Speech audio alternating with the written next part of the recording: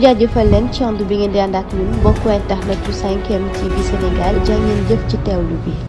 cant ak ngërëm ñeel na leen mbokk internet yu 5M TV Sénégal dal leen jàmm ci seen chaîne bile. candidature bu Mohamed Boun Abdallah Dionne jëm ci élection présidentielle yi nga xam ni kon jàppoon nañ ko ci ñaar fukki fan ak juróom ci weeru février atum 2024 ginnaaw la mu bëggoon itam rek kon ñu daal di rek waxtaani waa itam rek jubal jëm ci réew mi loole nag fi mu nekk nii moom mu lancé woon campagne am nag ci ñetti fan ci weeru février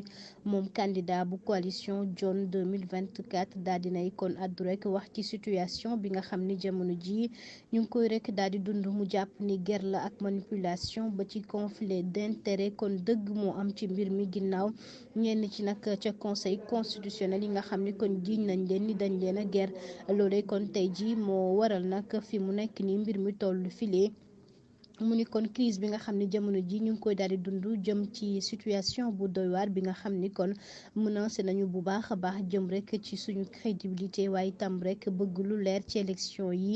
looloo waral fi mu nekk nii ak nu mu gën a gaawee ñoom ñu daal di créer rek ab commission d'enquête parlementaire ginnaaw gi dakkal processus électoral yi defee nu leen neexee nag moom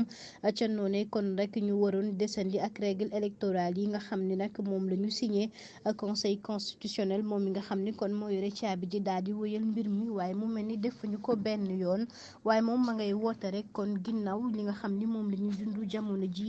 ñu gën a booloo rek daal di gën a rek am doole. ci li nga xam ni mooy taxawaay bi ginnaaw intérêt général bi leen fi tax a toog jamono ji nga xam ni kon nag ñoom gis nañu nag suñu kilifa yi ni nga xam ni noonu la ñuy doxalee ñu jàpp ni kon bu ñu bëggee rek li nga xam ni moom la ñuy sàkku ñu am ko kon nañu doxal jàmm ak salaam waaye woo ñëpp rek ku nekk jël responsabilité am booloo doon benn ba ñu amal élection yi rek nguur gi fi nekk kon daal di fiy jugee.